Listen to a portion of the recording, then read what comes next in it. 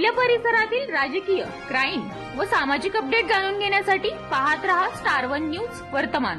मोठे यश मिळवायचे असेल तर स्वप्ने मोठी बघा आणि या प्रवासामध्ये गरज असते योग्य मार्गदर्शनाची। आपल्या पाल्याच्या JEE, नीट, MHT, CETच्या उत्तम तयारीसाठी योग्य दिशा मिळते ती फक्त कुंडल रोड येथील आदर्श शैक्षणिक संकुल मधल्या अपेक्स अकॅडमी येथेच। येथे कोट्याचे अनुभवी प्राध्यापक, शांत, सुरक्षित, निसर्गरम्य कॅम्पस, मुला मुलींसाठी स्वतंत्र हॉस्टेल व मेस, डिजिटल क्लासरूम, प्रत्येक गावातून बस सुविधा आहे आणि विशेष म्हणजे फी मध्ये 50% सूट। म्हणूनच आपल्या पाल्याचा प्रवेश निश्चित करा। मोठी बातमी, मराठा आरक्षणाची रणधुमाळी आता विटे शहरात पोहोचली। आंदोलनाचे केंद्रबिंदू असलेले मनोज जरांगे पाटील यांचे विट्यात जोरदार आगमन झाले असून सर्वांचे लक्ष आता त्यांच्या भूमिकेकडे लागले आहे।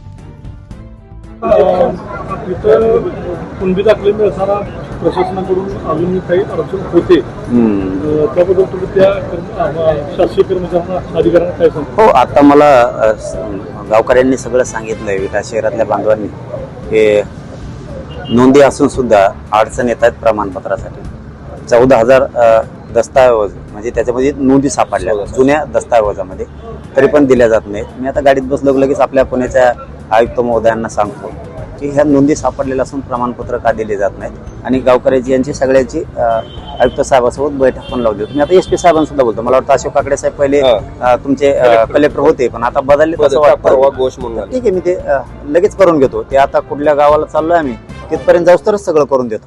चला,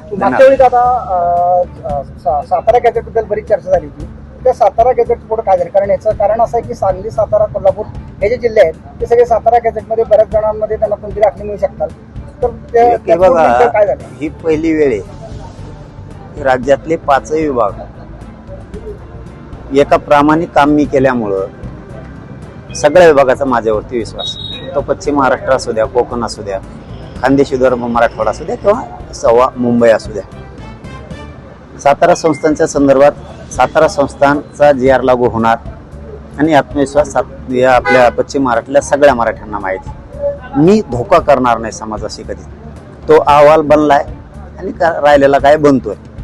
आता पुणे आयुक्त साहेबांना सुद्धा आपले गावकरी इकडचे सगळे शहरातले बांधव हे विचारू शकतात, कारण मी जे करतो ना, मी समाजाला धोका देण्याचं काम कधीच करत नाही।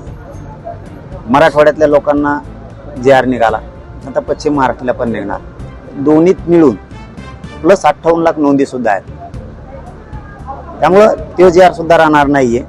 आता वेळोवेळी त्याच्या पुढच्या महिन्यात बैठका होतीलच आता त्या सातारा संस्थांच्या बद्दल सुद्धा, आणि कोल्हापूरच्या संस्थांचं सुद्धा आपण गॅजेटियर घ्यायला लावले त्यांना। 5-6 सापडलेत नवीन सुद्धा, म्हणजे औंध आणि पुणे हे एक संस्थान होतं, तिथं सुद्धा खूप नोंदी सापडल्या। हे सगळंच एकदाच ते घेणार आहेत, पण काय काही वेळेस काय असतं, आम्ही लय डोळ्यात चलतो बऱ्याच जणांचे, ज्या समाजानं आम्ही खूप काम केलं, खूप जणांना साथ दिले, आधार दिला, कुणाच्या तिडकीनं मायानं बघणारा माझा मराठा समाज, पण आता आमच्या लेकरावरती वेळ आल्याच्या नंतर आता मात्र आम्ही खूप खुपायला लागलो, खूप जळणाऱ्याची संख्या वाढली। आमचे लेकरं मोठे व्हावं असं बऱ्याच जणाला वाटत नाहीये, त्यामुळं सांगण्याचा अर्थ एवढाच, मी जरा हळूहळू चाललो, मी घेतोय पण दमाने, जेवढं पदरात पडून समाजाच्या तेवढं पदरात पाडतोय, आणि 100% एक दिवस तुम्हाला असा दिसेल की एकही मराठा आरक्षणा वाचून वंचित राहणार नाही। एक मराठा। अशा बातम्या पाहण्यासाठी आमच्या चॅनेलला लाईक, शेअर, सबस्क्राईब करा।